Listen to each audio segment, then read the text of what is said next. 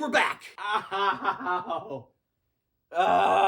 Isn't it great to be back in the year of our Lord 1989? If you don't know what I'm talking about, watch the previous video, please. But I came back here for one very specific purpose. I am missing something very near and dear to my heart. Now, where is it? Aha! I knew I was missing something.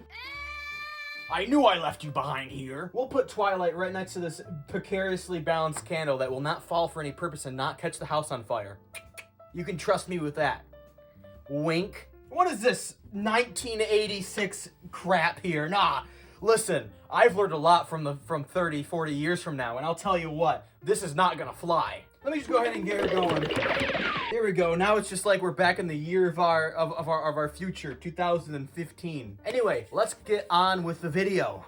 Also, I had a really hard time editing when I kept throwing this microphone around. So I'm going to put this microphone right here and not touch it. And hopefully it should be a little better. Disability in My Little Pony is kind of a nothing burger. And if you're over the age of 6 years old, you'll have no idea what that means. What I mean is there's not really a lot of, disability representation in MLP. As a matter of fact, out of the 40 operating years of this franchise, there's only been 6 characters who have fit the description for disabled. And if I'm being honest, about half of those characters are a bit of a stretch of the imagination. Oh my god, the intro! There is a staple on the ground over here. But despite all of this being said, disability representation goes back as early as Season 1, Episode 1 of Friendship is Magic. I think we all know where this is going, right? Well, in any case, I'll repeat it again. In that particular episode, there is a certain crowd shot in Twilight's library. The production team decided to readjust the spacing of the crowd and move things around a little bit. It ended up revealing a Pegasus pony that was meant to be pretty much hidden, that was now revealed. And because this horse was never meant to be shown, she was a little bit broken. Her eyes were misaligned, giving her a sort of, wall-eyed stare. Apparently the production manager noticed it, but decided not to fix it. After the episode began to air, a lot of fans noticed this character, and it led to the animators actually purposely putting her in certain scenes and giving her that wall-eyed stare. Of course, none of this was for, disability representation. I mean, they were literally making fun of her for having a wall-eyed stare, but still. And I'm sure you've already figured out who this is. This is none other than Derpy Hooves of Brony Acclaim. Or maybe you don't know her as Derpy. Maybe you know her as Ditzy Doo. Or Bubbles. Or Muffins. Or frickin' background Pegasus number 246. I don't know.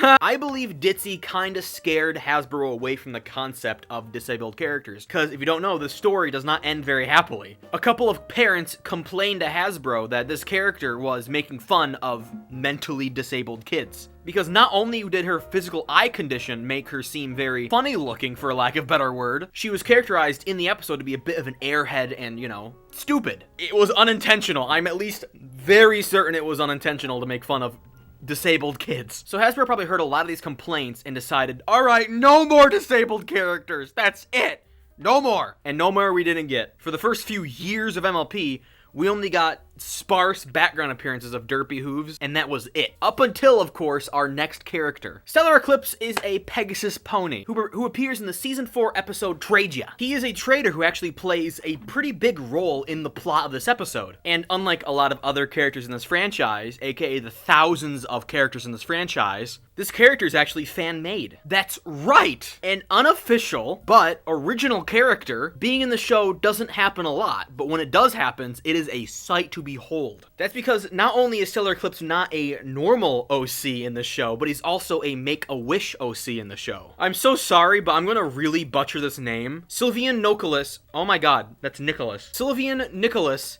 Levasseur Portlance, or Slivian for short, is a real-life human who has a spinal muscular disorder, limiting him to a wheelchair. So, Slivian decided to use his Make-A-Wish from Make-A-Wish Foundation to put his own character into the show. And might I say, what a Chad! He used his only wish to put, one of the only disabled characters in this entire show into this episode. This is one of, 6 characters that are disabled in this entire franchise. What a Chad! So from the bottom of my heart, thank you, Slivian, for giving horses an actual wheelchair. The next character we're going to be talking about is Fizzlepop Berry Twist, or better known as Tempest Shadow from the movie. That is her actual name. I'm getting sick of these names, man. I'm getting sick of these names. When she was a filly, she was attacked by an Ursa Minor, or the Earth equivalent being a frickin' black bear. Her horn was snapped off, which at the time came as a bit of a surprise, because I think it was in the fandom generally agreed that horns grew back, or at least healed when damaged. This is the first time a horn was, broken in the show, and also the first time it never came back. She then lost all of her friends, because I guess nobody really wants to be the friends of a disabled person, which is kind of messed up, because I would bet you this kind of thing happens in real life, too. Someone goes through a major accident, and now that they're different than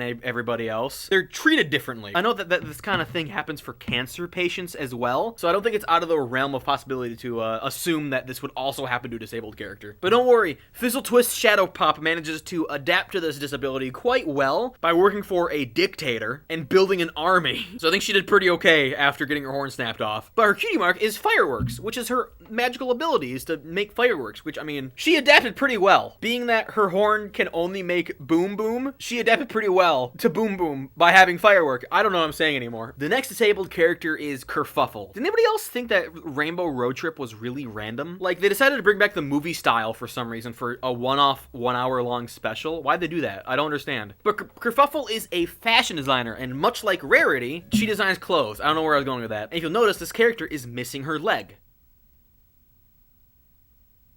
Did you want more? Well, sorry, that's all there is. Kerfuffle's missing her leg, and that's it. The leg is never brought up in conversation, never explained in conversation, never explained outside of conversation, which is fine. I don't have a problem with that. Just for the sakes of making a video about disability, I can only mention her because there's not much to say about it. Okay, now that we went through all the other characters, let's get on to the one character I think that most people think of when they think of disabled MLP characters. And that has to be, without a shadow of a doubt, Scootaloo. Scooda freaking Loo. That one! Scootaloo is a Pegasus.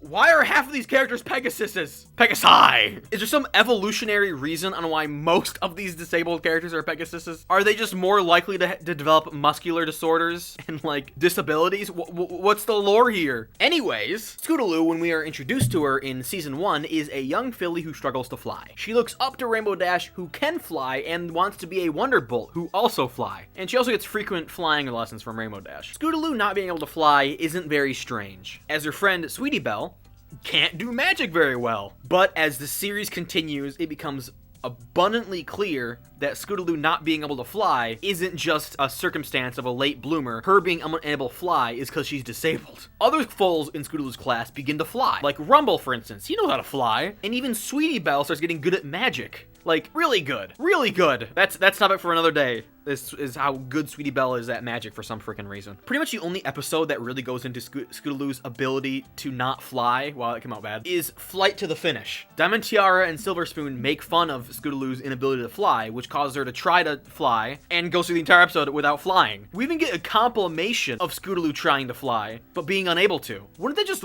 really, really hurt? Like, dear Lord. This episode even has a scene where Scootaloo tears... It's this freaking scene! It's this one! I'm just talking about this! I'm just talking about the scene, and here it is. Holy shit.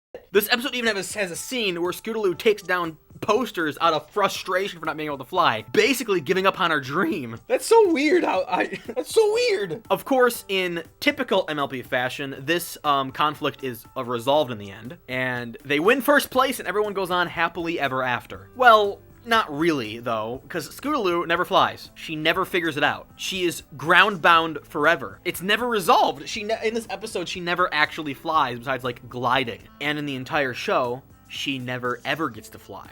Ever. In the end of Friendship is Magic, she has to give up on her dreams of flying and joining the Wonderbolts, because she physically lacks the ability to fly. Ouch. And it's not just that she's a late bloomer like it's implied in the earlier seasons, because in the Season 9 episode, Growing Up is Hard to Do, the Crusaders, using magic, get turned into adults. And you know what? Scootaloo still has tiny wings, even as a full-grown adult. And don't start typing the comment, oh, just because the magic screwed with her abilities or whatever. BS that you could think of, because in the last problem, the very last episode of the entire series, we get a very short glimpse of Scootaloo in her actual adult form and not like magic adult form. And look at that, her wings are still too small. A character I just really quickly want to mention is a character named Violet Rainbow in G5. The reason why she's not, a bigger part of this video is because she's really just started being mentioned in the clip show. So I'll put it off. She was a comic book character, but now she's a clip show character.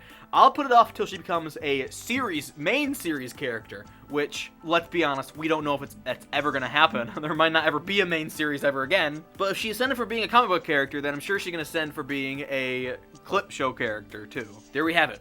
In 40 years of this franchise, we've only ever gotten 5 or 6 characters that are actually disabled. Of course, just like Violet Rainbow, I'm sure the comics have a bunch more disabled characters, but it's the comics. That's like an entirely another untamed beast I'm not willing to get into right now. And let's be honest, is being autistic a disability? Because if so, then every main character in this entire show is a disabled.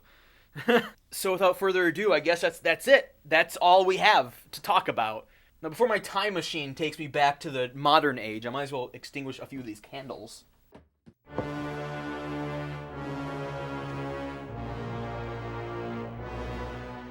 Well, I guess that's time for me to get the hell out of here. See ya!